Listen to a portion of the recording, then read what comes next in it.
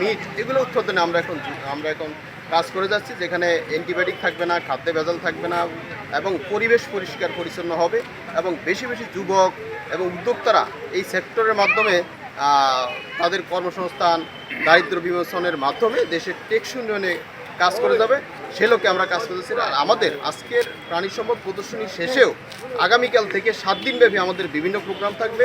আমরা মাঠে vaccination programme করব, কিউনিশন প্রোগ্রাম করব, আমরা প্রচারণা করব, ভ্রাম্যমাণ প্রচারণা করব, আমরা খামারি সমাবেশ করে সচেতনতার বৃদ্ধিমূলক কাজ করব এবং আমরা শিক্ষা প্রতিষ্ঠানে পুষ্টিকর খাবার তথা ডিম দুধ বিতরণ করব।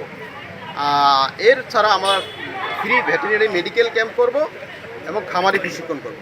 এই সমস্ত কর্মকাণ্ডের মাধ্যমে আমরা সপ্তাহব্যাপী প্রাণী সম্পদ সপ্তাহ তুলে ধরবো।